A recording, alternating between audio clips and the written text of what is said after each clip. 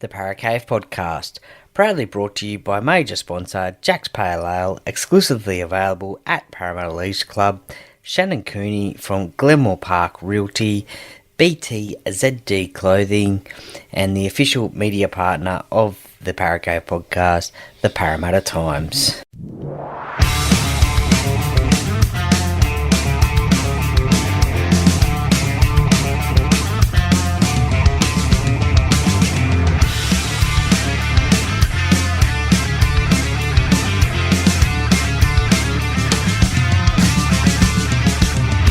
Welcome to another episode of the Paracave Podcast. And now over to your host, Troy Warner, broadcasting live from the world-famous Paracave.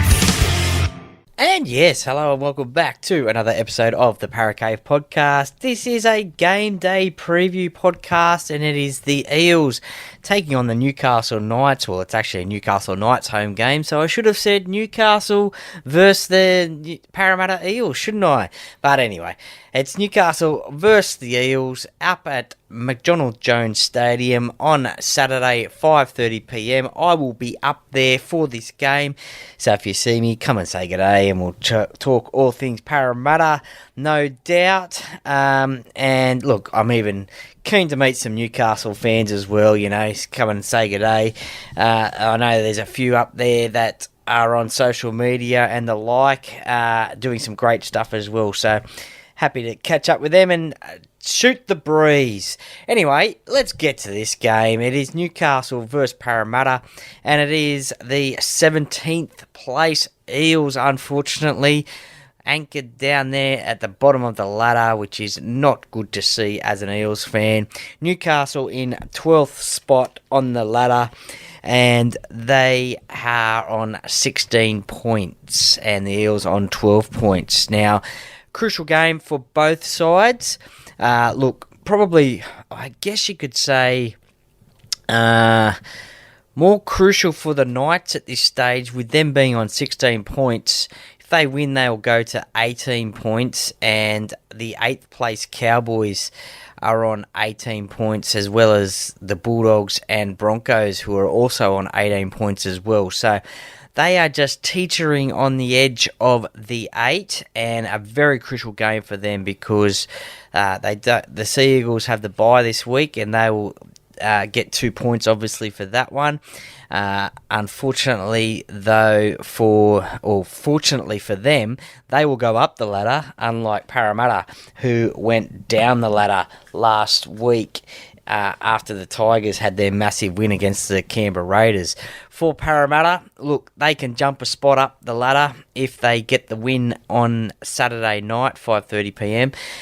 They will jump the West Tigers, who are also on 12 points. The Titans, they have a bye on 12 points, and the Rabbitohs, they have 14 points, and they have a bye as well. So they'll go 2 points further in front. But the Parramatta Eels, they can jump a spot up the ladder to 16th if they get the win, and the Tigers don't beat the Roosters. I have tipped the Roosters if you have listened to my tipping podcast. Anyways, this is, as I said, a big game, a crucial game. It will be supported by a lot of fans travelling up to Newcastle from the Parramatta and surrounding areas, like myself from Penrith, to this game, and no doubt there'll be a lot of Novocastrian support there as well.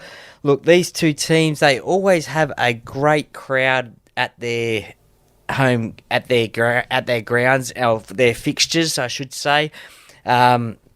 Just looking over through the years, there's been a few crowds under the double figures, but majority of them are the high double figures, 17, 18, 15, 16,000, around there. A few 20,000 games as well, 24, 23. obviously the biggest crowd that they played in front of was in the grand final in 2001, 90,414, of which I was one of them. And the lowest crowd that they have played in front of is 5,087. Now, that was during the COVID year of 2021, where the competition was in Queensland, and that was the qualifying final against Parramatta and Newcastle, which Parramatta won that day. I'll go into a little bit like that a little bit later, but that was the lowest crowd that they've played in front of. The second lowest crowd, I think, was just a year earlier, and that was the COVID year at McDonald Jones Stadium, 6,980. But there will be plenty more people than that there on Saturday, I can guarantee you. A good time slot too, 5:30 p.m. in the middle of the round on Super Saturday, so a pretty good time slot. Finishes about, I guess, 7:30ish, I guess. So the night is only young then, so good time for families, I guess. But look, anyway, back to these games. And as I've mentioned, 5:30 p.m. at McDonald Jones Stadium. Now, this stadium has had a few name changes over the years, obviously with the introduction of companies sponsoring stadiums these days. Probably not as many as the Cronulla team and their home ground. They've had many a name change, from Ronson Field to Caltex Field, PointsBet Stadium, I think as it's known now, but yeah, many a name. But Newcastle, I think they started off as the Newcastle International Sports Stadium when they entered the competition in 1988. They've had Marathon Stadium, Energy Australia Stadium, Hunter Stadium, and the current one, which is McDonald Jones Stadium. Now, Newcastle entered the competition in 1988 along with the Gold Coast and the Brisbane Broncos, and they actually played Parramatta in round one of that season, and that game was won by the Eels 28 points to 4. I remember that game by Eric Groth and his blue headgear, and he scored a try in the corner, I'm pretty sure. For you Newcastle fans, Sam Stewart was the captain of that team, and if you listen to Dave Carter and his podcast, A Point of Difference podcast, Sam Stewart is on that one. He does a great interview with Dave on that one, so check that one out if you're a Newcastle fan or a Kiwi fan. Tony Butterfield was in the team as well, and for you trivia people, Robbie Tu, I think I don't know how I've pronounced that one, but TEW2, I think, is 2 goals for Newcastle. He was a 5'8" for them. On that day, he kicked 2 goals, so he was the first ever point scorer for Newcastle, and that game was played in front of 26,340 people. Now, since 1988 and that first game, Parramatta and Newcastle have played 58 times. Newcastle hold that slight advantage, 30 wins to Parra's 27. At Newcastle, they have played 32 times. Newcastle hold a pretty convincing lead there, having won 21 games to Parramatta's 11. At McDonald Jones Stadium, they have again hold a pretty good record there, 19 wins to Parramatta's 11. Some of the famous games in that through the Parramatta and Newcastle, as I mentioned, that 1988 game. Some other players that were playing in that game for Parramatta were Bob Lidner, Brett Kenny, Peter Sterling, Eric Groth, Steve Ella, Peter Wynn, and you may or may not have known, but Steve Ella was actually a goal kicker as well. He kicked 6 from 6 on that day. 1988, again, round 16, Newcastle got their revenge and got a win at Parramatta Stadium, 17 points to 16. And another Kiwi involved in that day who played for the Newcastle Knights was Tony Kemp. He kicked the winning field goal in that game, and it was their 4th win of the season. Fast forward to 1997, the Optus Cup qualifying final. Newcastle won that day. 28 points to 20. And former guest on the podcast, Billy Peden, he missed a shot at goal that day. I wonder if he remembers that kick at all. And then obviously Newcastle going on to win the grand final that year against Manly.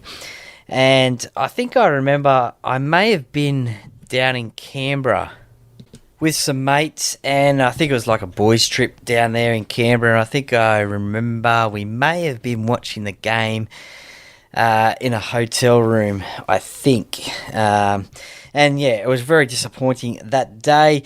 Look, another disappointing day, obviously, was not for Newcastle fans, but for Parramatta fans, and a game that I have never watched back, and I always look away when there is highlights on the TV on Fox, and as I said, I've never watched this game back. I do have believe it or not, a VHS season highlights video.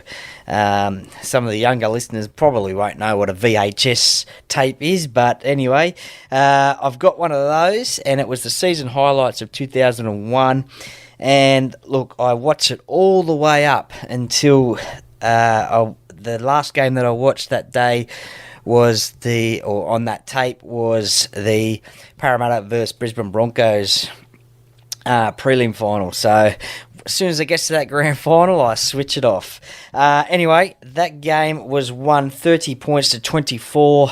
Obviously, Newcastle won that game. That was played in front of 90,414 fans, as I was one of them. I was devastated that day. Worst day that I've ever experienced, I think, being live there. It was my first Parramatta Eels live grand final, and it was actually my second ever grand final that I attended. I went to the 1999 grand final that year between the Melbourne Storm and St George Illawarra. I actually had bought tickets, I think weeks before, thinking that Parramatta were going to be there, but they weren't. They were knocked out by Melbourne in the prelim final, so went to that one. That was my first. Anyway, guests on the podcast that I've had that played in that game, I've only had the one Newcastle guest, and that was Billy Peden. Plenty of Parramatta players and even the coach Brian Smith have come on the podcast for a chat. David Violecki, Mick Butner, Hindy, Nathan Highmarsh, Nathan Kalis, Daniel Wagon, David Solomona, and they give their thoughts about that game on the podcast. So go back and check that one out in the library. 2002 up at Newcastle was a very interesting game. Parramatta fans will certainly remember that one, and probably Newcastle fans as well. Rugby league fans will remember that one. Maybe former guest Bill Harrigan, he remembers that one for sure, as he spoke about it in the podcast chat that I had with him. But he sent three Parramatta players to the bin, but it happened 4 times. So if you work that one out, that means one player got sin bin twice, and that player was episode number 2, I think it was, Michael Butner. He got sin bin twice. I think Hindy got sin bin once, and I cannot remember who the other player was that got sin bin that night. So if anyone remembers that game, just let me know, and I can put the pieces of the puzzle together. But Bill Harrigan, he was sacked for 1 week, I think it was, after that game. Referees boss at the time, Peter Louis, said that we will support our referees. However, some of those decisions couldn't have been, or should have been, handled a little bit better. Anyway, he was sacked for 1 week there, I think. 2005, a stellar year for Parramatta. They made the preliminary final against the North Queensland Cowboys, but earlier on in the year, round 14, Parramatta won in Newcastle 50 points to 0. Dean Witters and PJ Marsh got 2 tries each. Piggy Mark Riddell got 6 out of 6 with the boot, and Nathan Kalis even scored a try that night as well. Fast forward 2020, I couldn't find any games in between then that were worth talking about. There was probably a Parramatta victory in 2009 on their run to the grand final, but if there's any other games I've missed during there, let me know.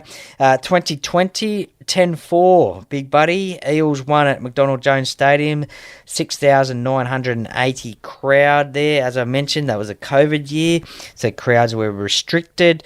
2021, the qualifying final, Brown Park in Rockhampton. Blake Ferguson scored a double that night. That was played up in Queensland due to the competition moving up there for COVID, and that game was played up there. Parramatta won that game. They went on to play Penrith the week after, and they lost, unfortunately, 8 points to 6.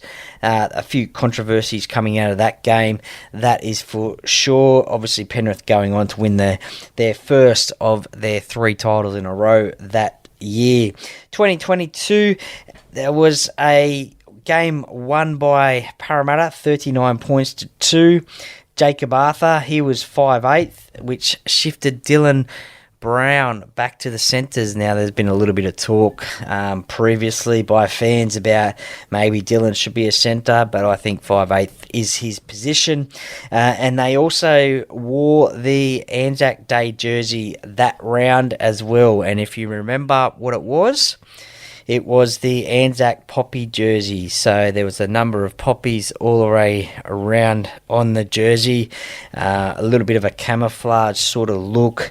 It didn't go down too well with Parramatta fans at all. So they thought it was one of the worst jerseys that Parramatta has ever brought out. But they did get the win on that day in it. 2023, the last time they played, Parramatta won 43 points to 12 at CommBank Stadium. That was round number 9.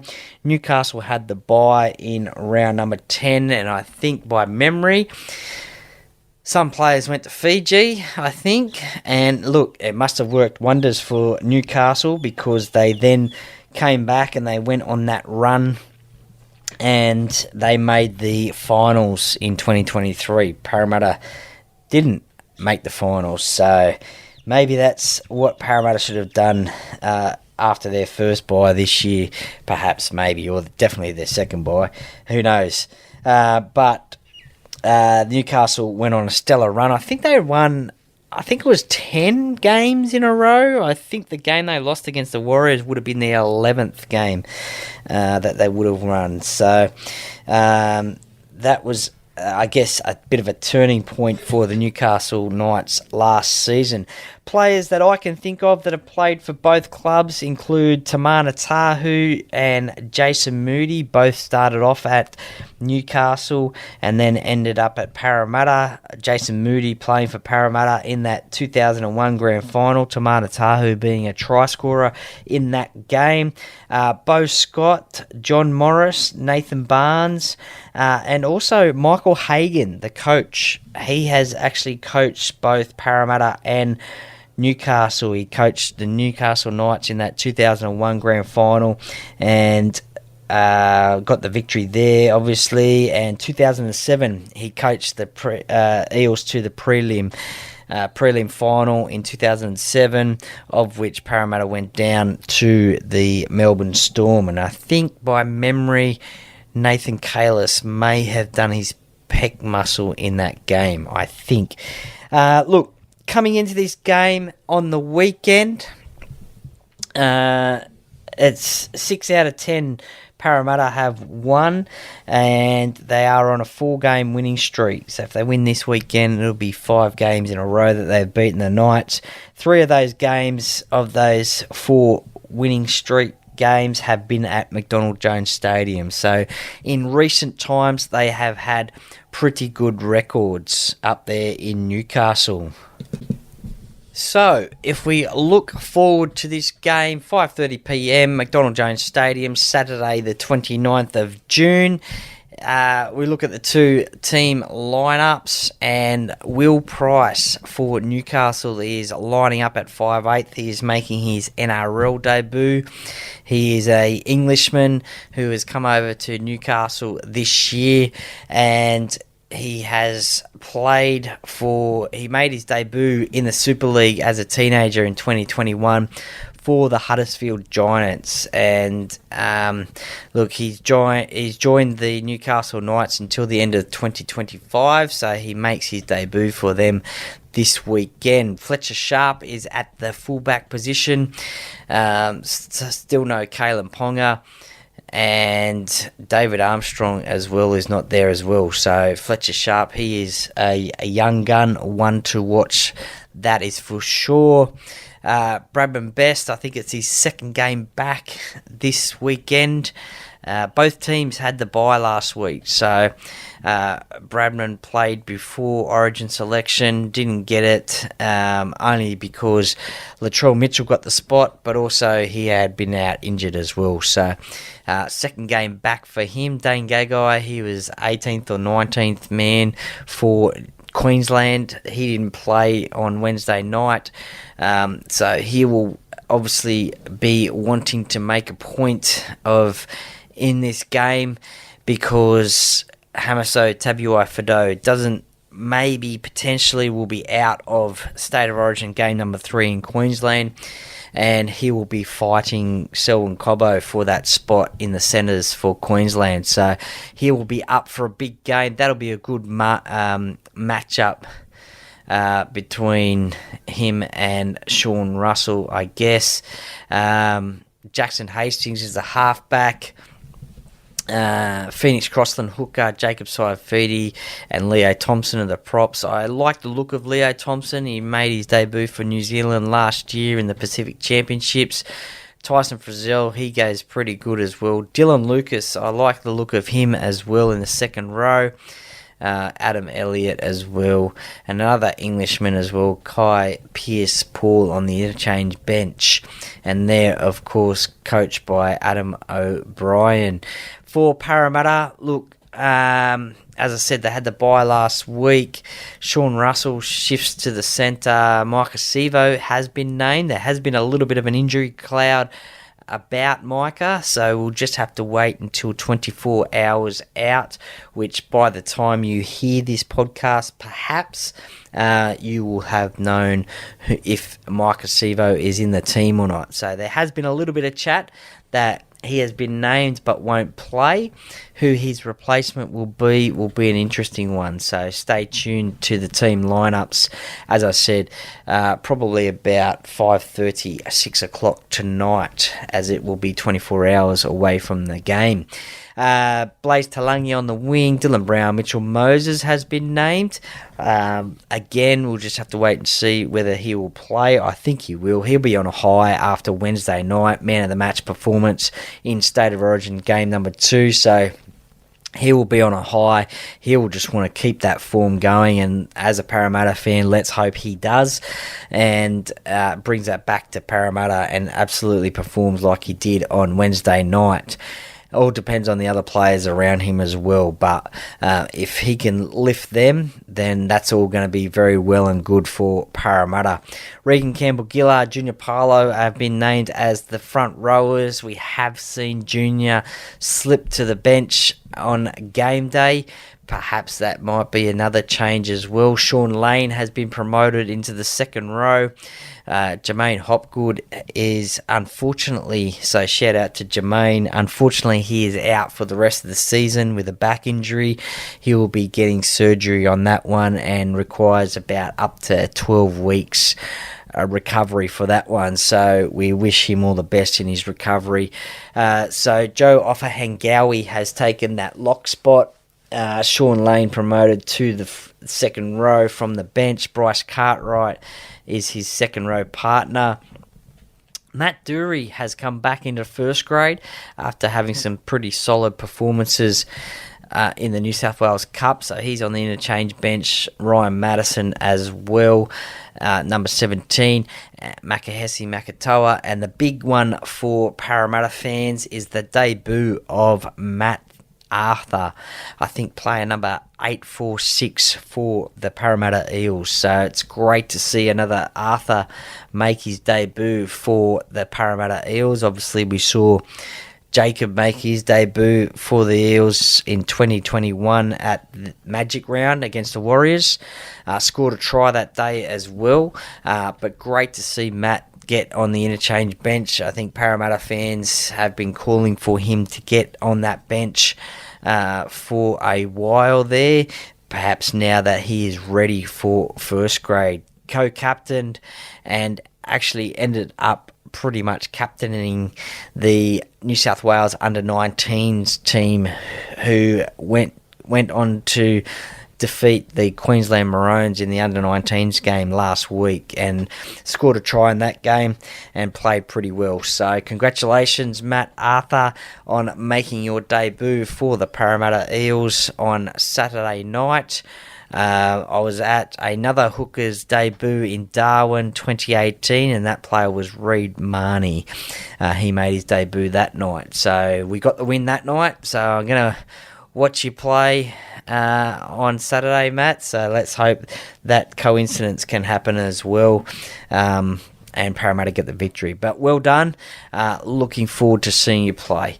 So, look, an interesting team lineups there. I think the best thing for Parramatta will be for them to get off to a good start. They need to get off to that good start. They can't be chasing their tails and let Newcastle get off to a lead. And obviously Newcastle will have the fans behind them, a bit of a 18th man, you could say, but they get good crowd support there. So they always seem to play a little bit better at home than away. And they've had some good victories there in the past against the Panthers, I think, and Melbourne Storm as well. So they have had some good victories up there. The last two times they've played up there against Parramatta, as I mentioned before, they have lost. So coming into this game, the last 5 games for both clubs, the Newcastle Knights are 3 from 5, and losses to the Panthers, Storm and Bulldogs. There goes that theory. I think the Melbourne Storm game was down in Melbourne anyway. They had a win against the Titans and Tigers. And my poor old Parramatta Eels, well, they're 1 from 5. They've only had one win against the Sharks, and that was 3-4 weeks ago now. So, very disappointing there. Losses to the Roosters and Bulldogs, and the win against the Sharks, and then the loss against the Rabbitohs and Storm. So, the Storm game was in Magic Round 2. So, that was 6 weeks ago now. So, very disappointing season so far for the Parramatta Eels. But as I mentioned, they need to get off to a winning start. They need to hold the ball. Their completion rates are a little bit down compared to Newcastle, 76%. Newcastle sitting at 80%. So they need to they can score points, Parramatta. They have scored about 35 more than Newcastle this season, but they have conceded 101 more points than Newcastle. They have the worst defence in the NRL, Parramatta, so that will be something that they will have to work on, obviously, this week at training, and they will obviously have to withhold this Newcastle side. So if they can get off to a good start, hold these Newcastle outside backs and these fast players like your Fletcher Sharps, Bradman Best, they can obviously go on to hopefully win this game. I think there will be a little bit of a forward battle in this game. Newcastle have a pretty good group of forwards there. On paper, Parramatta have some pretty good forwards there as well. They just haven't performed their best this season. And look, I'm pretty sure that they would probably admit that as well. But now's the time to start standing up and getting off that bottom of the ladder. So the forward battle will be intense. And I think on paper, I think Parramatta have a stronger halves combination in Dylan Brown and Mitchell Moses. Obviously, the kicking game, again, of Mitchell Moses will be very important. His long-range kicking game and also his short kicking game as well. So that will be something that Parramatta will have to watch. I don't know much about Will Price and the way he plays, and I hope Parramatta have done their research on him as well, because he could be a secret weapon for them making his debut this weekend. Look, in terms of a score, I am going to go 20 points to 16 to Parramatta. As I said, if you are a Parramatta fan and you do listen to the Talking Para podcast, of which I am a part of, you would have heard my predictions on there the other night on the Facebook Live show. So if you are a Parramatta Eels fan, tune in to the Talking Para podcast on Facebook, 8:15 p.m. every Tuesday night, where we review, preview, talk about Parramatta Eels news as well, take some questions from fans as well. But I did mention my predictions on that one, but I will run through them for you on here. So as I said, Parramatta 20 to 16. They will hopefully get the win. I think it's going to be a close game. I can't see a lot of points scored in this game, although with both teams' defence records, look, you never know. This could be a 40-plus game in this, the points scored in this game. So we'll just have to wait and see. But I am going to tip my old good mate Will Penasini as the first try scorer in this game. He has had a good, solid season for Parramatta. I think he's slowly getting better with each and every game that he plays. And his matchup against Bradman and Best will be one to watch, that's for sure. That'll be a big clash to watch, those two going at it. So a State of Origin centre up against a Tongan international centre, so that'll be a good clash to watch. But I think he'll get the first try. And look, a bit of a bold prediction as well. I did mention I did think that Matt Arthur will score a try in this game. Now, a little bit of a coincidence, I guess you could say, about this. Jake Arthur, he made his debut for Parramatta in Magic Round 2021 against the Warriors. He scored a try. It was an away game, and wearing the white jersey. Now, this weekend is a away game. I'm assuming they will wear the white jersey against Newcastle, who are predominantly red and blue. So I'm assuming that Parramatta will wear the white jersey. So that means Matt Arthur will be wearing a white jersey as well. It is his debut game, and it is a away game. So a little bit of a coincidental story there, I guess you could say, but my bold prediction is that Matt Arthur will get a try on debut, just like his brother 3 years earlier. So, look, that's all I've got for now about this game. I'll do a review after it. I'm not too sure when that will come out, as I'll be in transit back from Newcastle on Sunday, and then got some other stuff on Sunday afternoon. But I will do a review of this game as well. As I mentioned before, if it's not done before the Talking Para podcast, my thoughts will be on that one as well. So tune into that one. But that's it from me now. Enjoy this game. I hope your team wins. If it's Newcastle, no, I don't. Look, for all you Parramatta fans, look, just hang in there. I know it's very, very difficult at the moment supporting this club, but we will slowly get out of it. We just have the old cliche, we just have to take 1 week at a time, I guess. And look, I'm sure a win will put a smile on our faces for 1 week anyway.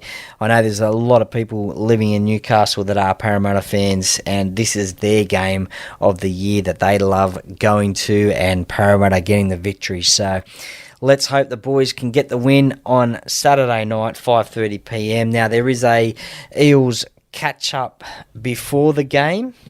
It is on at 2:30pm to 4:30pm at the Thirsty Messiah Brewery in Broadmeadows. So I think Newcastle members got a email about that. Newcastle Parramatta Eels members got an email about that one. So I will be up there at that pre-game with the Talking Para podcast guys as well. So if you see me out and about, come and say g'day. We'll have a chat, all things Parramatta. Thank you very much for that. If these two teams aren't your favourite teams and you're just listening to this podcast, I hope your team wins over the weekend. If your teams are Manly, South and Titans, enjoy your bye weekend.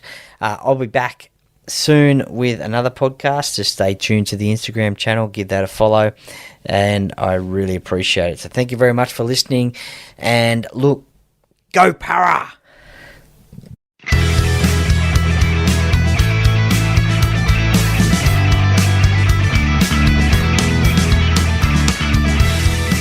Thank you for listening to another episode of the Parramatta Podcast.